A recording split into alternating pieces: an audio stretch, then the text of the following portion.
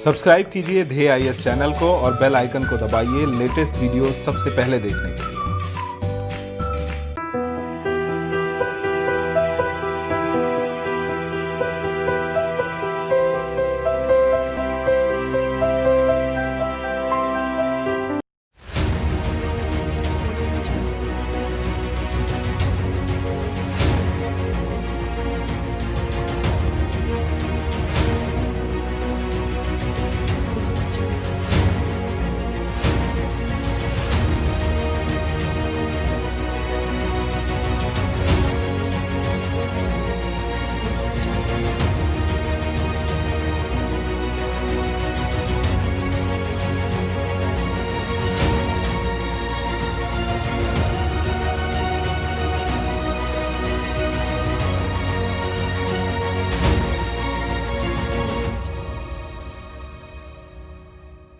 नमस्कार, मैं सुनील वर्मा ध्येय आईएएस टीम की ओर से आपका स्वागत करता हूं ध्येय टीवी पर। हम बात करेंगे डेली करंट अफेयर्स के अपने प्रोग्राम पर, जैसा कि हम प्रतिदिन करते आए हैं। आज की वीडियो में हम बात करेंगे एक ऐसे दर्दनाक घटनाक्रम पर जिसने पूरी मानवता को हिलाकर रख दिया था, जिसे अंजाम इसलिए दिया गया था ताकि द्वितीय विश्व युद्ध को समाप्त किया जा सके, लेकिन इस घटनाक्रम ने कई लाख जिंदगियों को साफ कर दिया। और वह घटना आज ही के दिन 6 अगस्त 1945 को हुई थी और आज उसकी 75वीं वर्षगांठ है। यह घटना थी जापान के हिरोशिमा पर परमाणु हमले की, जिसके 3 दिन बाद अर्थात 9 अगस्त 1945 को नागासाकी पर हमला किया गया। इन दो हमलों ने अमेरिका की शक्ति को स्थापित किया, जापान को तोड़कर रख दिया, लेकिन परमाणु हथियारों की होड़ भी प्रारंभ की। और यह भी पता चला कि जब भी युद्ध होता है तो सर्वाधिक जो क्षति होती है वह मानवता की होती है। तो हम इस वीडियो में बात करेंगे हिरोशिमा नागासाकी परमाणु हमले की कहानी पर। आइए हम इस वीडियो को स्टार्ट करते हैं। आपकी स्क्रीन पर देखिए एक इमेज दिखाई दे रहा है और यह जो जापान पर हमला हुआ था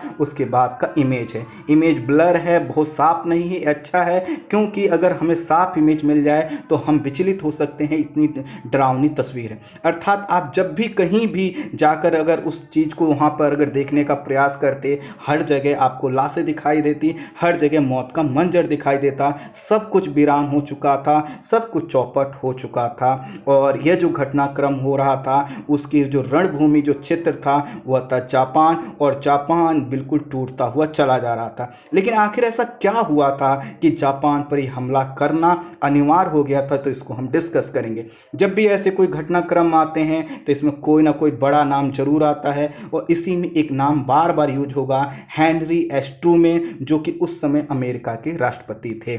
आपने इनका जिक्र सुन लिया। अब आइए थोड़ा सा जापान के मैप को देखिए, और जापान का आप मैप देखेंगे तो आपको पता चलेगा यह एक द्वीपीय देश है। सबसे उत्तर में जो द्वीपीय क्षेत्र है उसका नाम है होक्काइडो, उसके दक्षिण में होन्शु, उसके बाद शिकोकू और क्यूशु, यह द्वीपीय क्षेत्र है। इसको मैं और थोड़ा सा क्लियर कर दूं ताकि ये आपके विजुअल हो सके।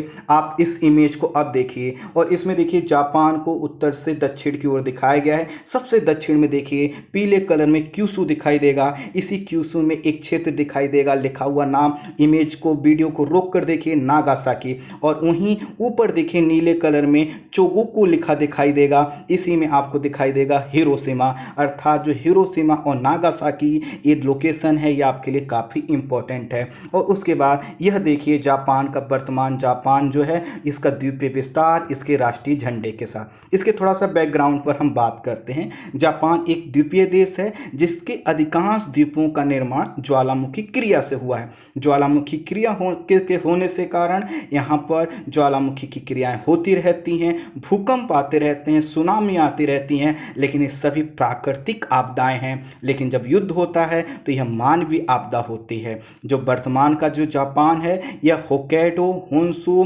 क्यूशु, शिकोकू 4 द्वीपों से मुख्य रूप से मिलकर बना है। अदरवाइज यहाँ पे और भी द्वीप हैं, लेकिन यही 4 द्वीप लगभग 97% भाग को कवर करते हैं। जापान के लोगों को दुनिया में सर्वाधिक मेहनती और जुनूनी माना जाता है, और यह जाने जाते हैं अपने मजबूत दृढ़ प्रतिज्ञा अर्थात विल पावर के कारण। और इसी के कारण जब यह कोई प्रतिज्ञा करते हैं तो उसको संपन्न भी करते हैं। आपने कई बार सुना होगा कि जब भी हम कोई एग्जाम्पल सेट करना चाहते हैं व्यक्तियों के मेहनती होने के ऊपर तो हम जापान का उदाहरण लेते हैं। खैर, अन्य देशों की तरह जापान भी 1880 से पहले कई साम्राज्यों में बटा हुआ था, लेकिन इसके बाद जापान का एकीकरण प्रारंभ होता है और यहीं से बनता है इंपीरियल आर्मी ऑफ जापान।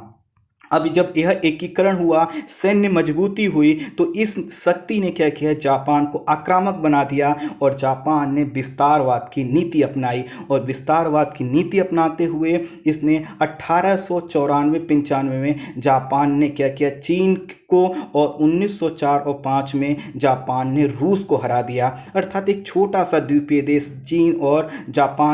चीन और रूस जैसे बड़े देशों को हरा रहा है। प्रथम विश्व युद्ध जब प्रारंभ हुआ तो इसने बहुत ज़्यादा अपनी भागीदारी उसमें नहीं दिखाई और इस समय को जो है कि यूज किया जापान ने अपनी अर्थव्यवस्था को मजबूती देने के लिए, और यहीं से जापान की अर्थव्यवस्था मजबूत होती चली जाती है। धीरे धीरे जापान की संपन्नता बढ़ती है और जापान की सत्ता पर सैनिक अधिकारियों का प्रभाव बढ़ता है, और इसी के कारण 1937 में जापान ने चीन पर पुनः आक्रमण कर दिया।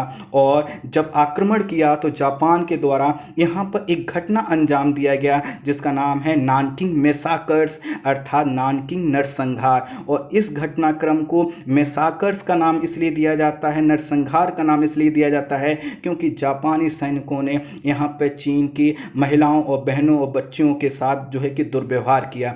युद्ध एक अलग चीज होती है और किसी को भी इस तरह से करना कहीं ना कहीं वो क्या है, युद्ध के नियमों के भी अगेंस्ट है। इसके कारण क्या हुआ, इसको कहा गया कि यह तो एक मैसाकर्स है। धीरे धीरे जो जापान की छवि बनती चली गई वह एक ऐसे देश के रूप में बनती चली गई जो कि काफी आक्रामक है, जो मानवता का उल्लंघन करता है।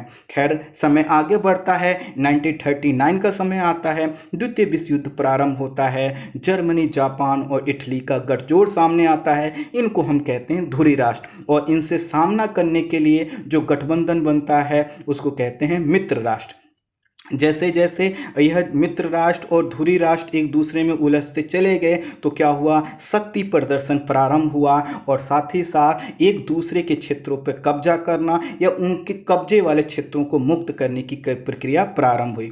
धीरे धीरे मित्र राष्ट्र और धुरी राष्ट्र एक दूसरे को तबाह करने लगे, लेकिन अभी अमेरिका सक्रिय रूप से इस युद्ध में शामिल नहीं था। लेकिन एक घटना होती है 7 दिसंबर 1941 को, यहाँ पे 1914 गलत टाइप हो गया, तो 7 दिसंबर 1941 को रविवार के दिन सुबह 8 बजे पर्ल हार्बर जो अमेरिका का क्षेत्र है वहां पर जापान हमला कर देता है। इसमें कई हजार अमेरिकी मारे जाते हैं, अमेरिका को भारी क्षति पहुंचती है। अगले ही दिन 8 दिसंबर 1941 को अमेरिकी राष्ट्रपति फ्रैंकलिन रूजवेल्ट ने कांग्रेस की बैठक बुलाई और कहा कि अमेरिका यह दिन कभी नहीं भूलेगा। साथ ही अमेरिका ने द्वितीय विश्व युद्ध में शामिल होने की भी घोषणा कर दी। प्रारंभ में जापान और जर्मनी तेजी से आगे बढ़े। जर्मनी ने क्या किया, लगभग यूरोप के एक बड़े हिस्से पर कब्जा कर लिया, वहीं जापान ने एशिया प्रशांत महासागर के बड़े हिस्से पर अपना कब्जा कर लिया था। तो कुल मिलाकर जब तक अमेरिका शामिल नहीं था तो जापान और जर्मनी की ताकत ज़्यादा थी। अमेरिका पूरी तरह से जब युद्ध में शामिल हुआ तो मित्र राष्ट्रों की शक्ति में इजाफा हुआ और जर्मनी और जापान थोड़े से कमज़ोर पड़ने लगे। 1942 में हवाई के पास जापानी सेना पराजित होती है। 1943 में स्टालिनग्राड में जर्मनी की सेना पराजित होने के बाद मित्र राष्ट्र थोड़ा सा हावी होने लगे, लेकिन जर्मनी धीरे धीरे कमजोर पड़ता जा रहा था और इसी के कारण 29-30 अप्रैल 1945 की रात हिटलर ने इस जो हार की वजह से जो है कि दुखी होकर और साथ ही साथ उसको दूसरी सेना पकड़ ना ले, इसकी वजह से अपनी प्रेमिका के साथ उसने क्या कर लिया, आत्महत्या कर ली। हिटलर की मृत्यु के बाद जर्मनी ने जो है कि बिना शर्त आत्मसमर्पण कर दिया और इस तरह यूरोपीय क्षेत्र में युद्ध तो रुक गया, लेकिन एशिया क्षेत्र में अभी भी जापान क्या हो रहा था, लड़ रहा था। जापान की भी कमर टूट चुकी थी, लेकिन वह घुटने टेकने के लिए तैयार नहीं था। जर्मनी की पराजय के बाद बर्लिन से सटे पोट्सडाम नगर में 17 जुलाई से 15 दिन के लिए एक शिखर सम्मेलन का आयोजन हुआ। ध्यान दीजिएगा, 17 जुलाई जुलाई से 15 दिन के लिए अगर चलेगा तो 2 अगस्त तक एक जो है कि शिखर सम्मेलन यहाँ होने जा रहा है। इसमें क्या होना था कि जो भी मित्र राष्ट्र थे, उनके जो राष्ट्र प्रमुख थे, उनको इसमें शामिल होना था। इसी जब यह सम्मेलन प्रारंभ होता है, इससे एक दिन पहले ही एक और घटना घटित होती है। 16 जुलाई को अमेरिका ने क्या किया, यूरेनियम परमाणु बम का सफल परीक्षण कर लिया।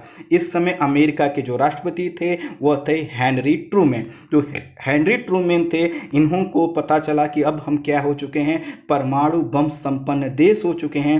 तो इसमें क्या हुआ कि यह जो सम्मेलन में ये बात कही गई कि अगर जापान नहीं मानता है तो हम उस पर परमाणु बम का प्रयोग कर सकते हैं, और इस परमाणु बम का नाम है लिटिल बॉय। और लिटिल बॉय को प्रशांत महासागर के तिनियान द्वीप पर भेजा जा चुका है, अर्थात वहां पर भेजा जा रहा था। तो कुल मिलाकर परमाणु संपन्न अमेरिका ने क्या किया, एक बम बनाया जिसका नाम है लिटिल बॉय।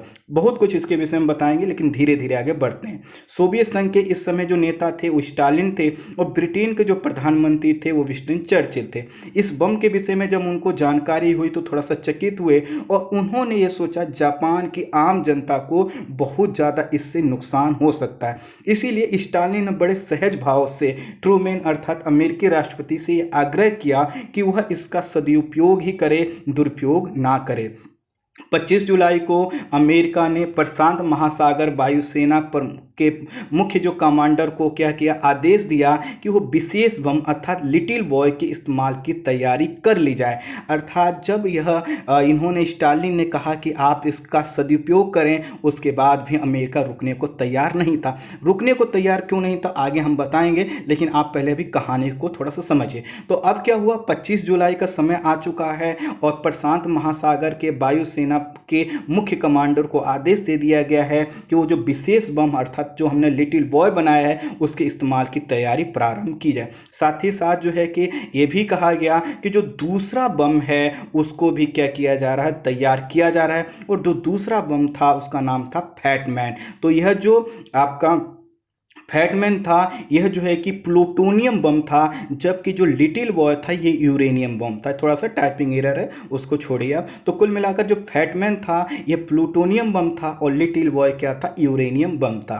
अब इसके लिए जब क्या हुआ कि कार्य प्रारंभ हुआ और जो है कि हमले की जो है तैयारी होने लगी, तो जापान के 4 शहरों की सूची बनाई गई, जिसमें से 2 पर हमला किया जाना था। तो 4 शहर इसलिए रखे गए कि अगर ये प्लान फेल हो जाए तो दूसरे को हम यूज कर सकें। ये शहर थे हिरोशिमा, कोकुरा, क्योतो और निगाता।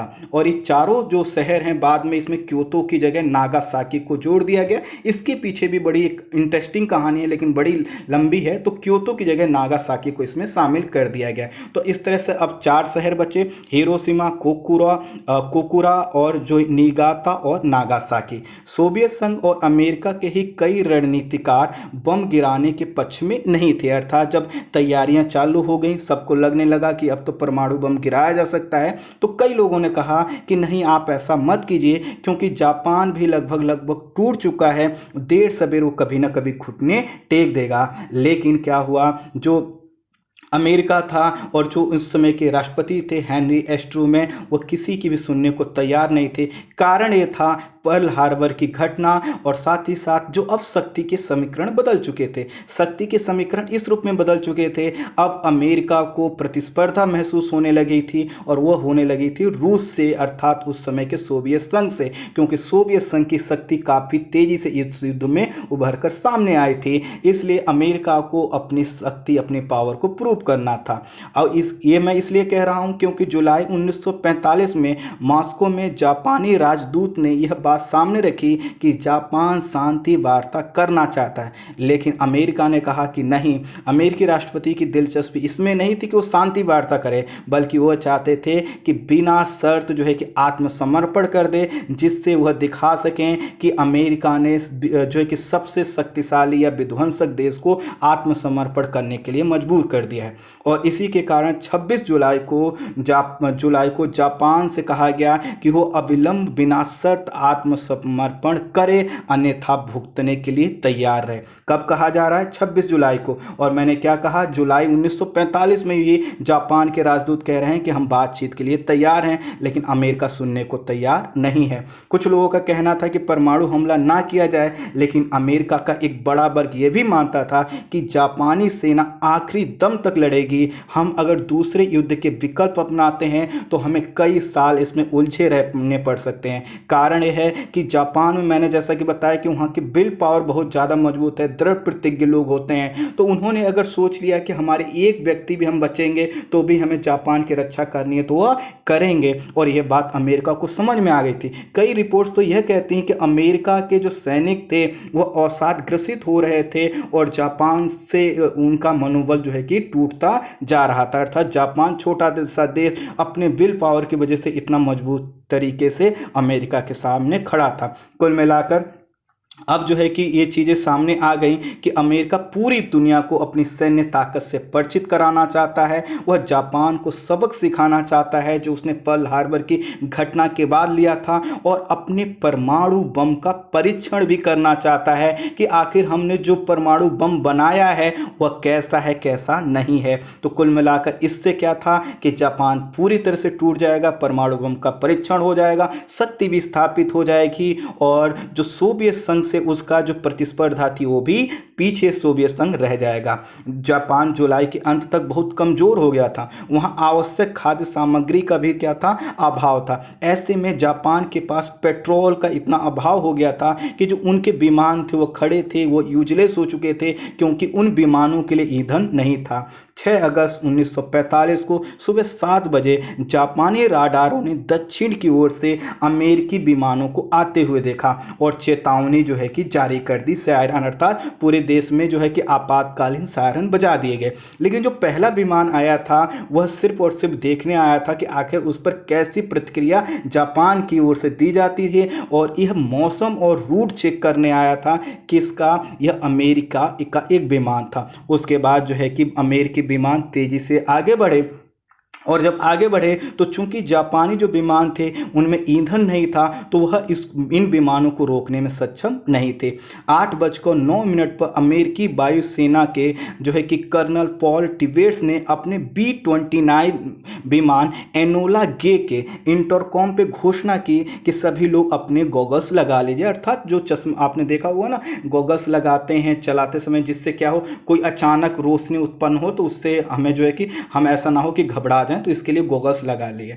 एनोला गे में 3.8, जो एनोला गे क्या है, आपका विमान का नाम है B-29 विमान एनोला गे।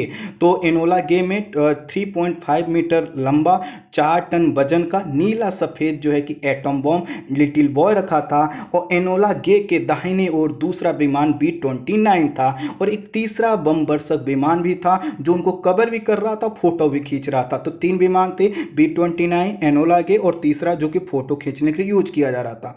आगे समय बढ़ा, 8:15 पर एनोला गे से लिटिल बॉय जो बम था वो हिरोशिमा के ऊपर गिरना शुरू हुआ, और इसने अपने नीचे पहुंचने में लगभग 43 सेकेंड अर्थात 43 सेकेंड का समय लिया, और बम के गिरते ही वहां का जो टेम्परेचर था वह 10 लाख सेंटीग्रेड से ज़्यादा हो गया। 10 से लेकर 15 किलोमीटर के एरिया का सब कुछ जलकर खाक हो गया। हिरोशिमा की 2/3 इमारतें 1 सेकेंड के अंदर ध्वस्त हो गई। 80,000 से अधिक लोगों की तुरंत मृत्यु हो गई, और उसके बाद कई लाख लोगों की मृत्यु हुई। विस्फोट के कुछ देर बाद ही जो है कि क्या हुआ, यहाँ पर आग का एक गोला बनकर ऊपर उभरा, और इस गोले का जो धुएं का आकार था वह मशरूम के आकार का था। देखा होगा आपने, मशरूम नीचे से क्या हो रहा, पतला रहता, ऊपर एक छत्ता टाइप का। ऐसा धुआं 3000 फीट तक ऊपर उठा। टेम्परेचर से आग इतनी ज़्यादा हुई कि इस लोगों के शरीर कुछ जो है कि कुछ तो जल के मर ही गए, और बाकी के जो जितने वहाँ के प्रभाव में आए उनकी स्किन जलकर और गलकर उनके शरीर से गिर रही थी, और हर तरफ से चिल्लाने की आवाज़ें थीं। लगभग 11 बजे जो बम विस्फोट से जो बादलों की जो बादल बने थे, तो देखिए कब हमला कब हुआ है, ये हमला हुआ है आपका टाइम क्या है 8:15। तो इसके बाद जो है कि जो बादल बने उनकी वजह से लगभग 11 बजे क्या हुआ, बादलों की वजह से हिरोशिमा में तेज बारिश हुई। इस बारिश में क्या था, रेडियो एक्टिव जो तत्व जो वायुमंडल में पहुंचे थे वो थे, धूल थे, राख थे, और एक काली वर्षा हुई और इसमें रेडियो एक्टिव एलिमेंट्स बहुत ज़्यादा थे। तो जिसके ऊपर ये गिरे तेजाब की तरह इन्होंने काम किया, और इससे क्या हुआ, दोहरी जो है कि एक दिक्कत सामना जो है कि करना पड़ा वहाँ के लोगों को। अमेरिका के राष्ट्रपति ने रेडियो संबोधन में हिरोशिमा पर बम गिराने की सूचना दी और उन्होंने कहा कि अमेरिकी विमान ने दुश्मन देश में बम गिराकर उसको तबाह कर दिया है। जापान अभी इस हमले से पूरी तरह क्षतिग्रस्त जो हो गया था, वो किसी तरह से संभलने का प्रयास भी करता, लेकिन उससे पहले एक और बम का उसको सामना करना था, और यह जो बम था उसका नाम था फैटमैन, जो कि प्लूटोनियम बम था। अमेरिकी बम वर्षक विमान B-29 पर 4050 किलोग्राम का एक भीमकाय 8 जो है कि बम 8 अगस्त की रात को इस पर लाद दिया गया था, अर्थात जहां पर ये वायुसेना का इनका जो एरिया था वहां पर इसमें लाद दिया गया। और अगले दिन 9 अगस्त को जापान के औद्योगिक नगर कोकुरा पर बम गिराना था। यहाँ जापान की सबसे बड़ी जो है कि फैक्ट्री थी जो गोला बारूद बनाने वाली थी। तो इस तरह से इन्होंने टारगेट क्या किया कि हमें क्या करना है, 9 अगस्त को बम गिराना है। इसके लिए B-29 पर 4050 किलोग्राम का जो है कि भीमकाय बम इन्होंने लाद लिया। इसका नाम था फैटमैन और यह था प्लूटोनियम बम। और दरअसल ये क्या करने वाले थे, इस बम का परीक्षण करने वाले थे कि जैसे हमने यूरेनियम बम का परीक्षण किया है उससे जो हमको रिजल्ट आए क्या इससे भी इसी प्रकार के आते हैं। अब सुबह होता है, सुबह 9:50 पर विमान इस शहर के अर्थात कोकुरा शहर के ऊपर था। विमान B-29 बादलों में था और यहाँ का मौसम खराब था, और नीचे जापान ने क्या कर रखे थे, विमान भेदी जो तोपे हैं उनको लगा रखा था। उसको पता था कि ऐसा कुछ हो सकता है, और इसी के कारण जो है कि B-29 विमान थे वो तुरंत बम गिराने में वहां पर सफल नहीं हुए, और धीरे धीरे B-29 का ईंधन समाप्त होने लगा। ऐसे में विमान को अपने दूसरे टारगेट अर्थात नागासाकी की ओर बढ़ने के लिए कह दिया गया कि आप वहां पर बम मत गिराइए, मौसम भी खराब है, लोकेशन साफ विजिबल नहीं हो रही है, और नीचे से तोपों की वजह से क्या हो सकता है, आपको दिक्कत हो सकती है, आप आगे बढ़िए। तो दूसरा विमान नागासाकी के ऊपर पहुंच गया और उसने बम गिराने वाले स्वचालित उपकरण को चालू कर दिया, और एक भीमकाय बम 52 सेकेंड तक नीचे गिरा और लगभग 500 फीट की ऊंचाई पर यह फट गया। और ये कहाँ फटा, नागासाकी के ऊपर। कुछ ही देर में पूरा शहर निर्जन हो गया, हर तरफ सिर्फ और सिर्फ लाशें थीं, जैसे कि हिरोशिमा में हुआ था। यहाँ पर तो कोई ऐसा व्यक्ति नहीं जो कि बता सके कि आखिर ये कैसे हुआ, क्योंकि जो नागासाकी जो शहर था इसके चारों ओर पर्वतीय क्षेत्र था, इसके ही कारण थोड़ा सा तबाही सीमित रही, बावजूद इसके 6.7 वर्ग किलोमीटर क्षेत्र का पूरा जो है कि एरिया तबाह हो गया। लगभग ऑन द स्पॉट 74 से 75 हज़ार लोगों की मृत्यु हुई, और हिरोशिमा और नागासाकी में रेडिएशन और उसके प्रभाव से आने वाले समय में कई लाख लोगों की क्या हुई, मृत्यु हुई। जापान ने रेडिएशन की चपेट में आए लोगों को हिबाकुसा नाम दिया तथा फ्री में स्वास्थ्य सुविधाएं देकर बचने का प्रयास किया, और जापान के पास अब कुछ बचा नहीं था, इसीलिए 15 अगस्त 1945 को उसने अपनी हार मान ली, और 2 सितंबर को उसने क्या किया, विधिवत जो है कि बिना शर्त आत्मसमर्पण कर दिया। और इस समर्पण के बाद अमेरिका क्या हुआ, अमेरिका का वर्चस्व बढ़ गया। नागासाकी पर बम गिराने को लेकर कई प्रकार के विचार हैं कि आखिर इसको गिराया जाना चाहिए था कि नहीं गिराया जाना चाहिए था, क्योंकि हिरोशिमा पर बम गिरने के बाद ही क्या हुआ था, जापान टूट गया था। तो पहला विचार तो यह कहता है कि जो बम गिराया गया यह जो है कि हुआ यह था, इसके पीछे कारण यह है कि इसको तो गिराया जाना था 13 अगस्त को, लेकिन गिराया गया 9 अगस्त को। इसमें एक रोल जो दिखाई देता है वो सोवियत संघ के नेता स्टालिन के द्वारा दिखाई। तो हुआ क्या था कि 8 अगस्त को स्टालिन ने जापान के विरुद्ध युद्ध की घोषणा कर दी। अब युद्ध की घोषणा करने से अमेरिका को ये लगा कि अब तो हमने जापान को लगभग तहस नहस कर दिया है। अब क्या होता है कि अगर रूस की सेना जो है कि अपना विजयी पताका फहरा देती कि हमने जीता है, तो हमारी पूरी मेहनत बर्बाद हो जाएगी। और इस तरह से जैसे जर्मनी को हराने में जो है कि सोवियत संघ ने क्रेडिट लिया था, जापान को हराने में भी क्रेडिट क्या ले लेगा, सोवियत संघ ले लेगा। इसलिए उन्होंने 13 अगस्त की जगह 9 अगस्त को ही क्या कर दिया, हमला कर दिया। तो इससे ये पता चलता है कि आखिर यह जो एक कहीं ना कहीं एक शक्ति प्रदर्शन था, ये अनिवार्यता नहीं थी कि नागासाकी पर भी हमला किया जाए। कुछ लोगों का विचार ये भी है, और इसमें एक जो आधार बनता है वो 1965 में लिखी एक किताब है। इसके अनुसार अमेरिका ने जापानी शहरों पर हमला इसलिए किया ताकि युद्ध के बाद सोवियत संघ के साथ राजनयिक सौदेबाजी कर सके, अर्थात डिप्लोमेटिक जो है कि वह बार्गेनिंग कर सके कि कहाँ पर किसका क्या नियंत्रण होगा। और इस तरह से वह क्या करना चाहता था कि सोवियत संघ के ऊपर अपने आप को स्थापित करना चाहता था, जिससे सोवियत संघ उसकी हर बात को मान सके।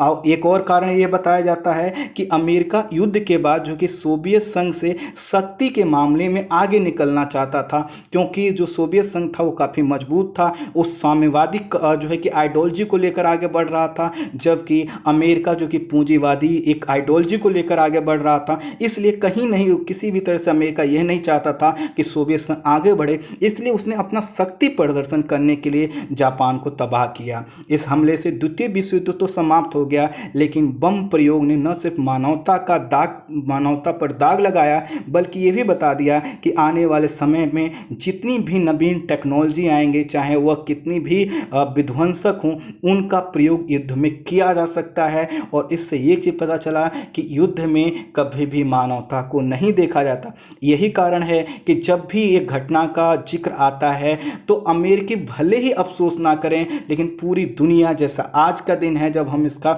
वर्षगांठ मना रहे हैं, हमें मानना होता है कि युद्ध कभी भी किसी के लिए भी ठीक नहीं होता।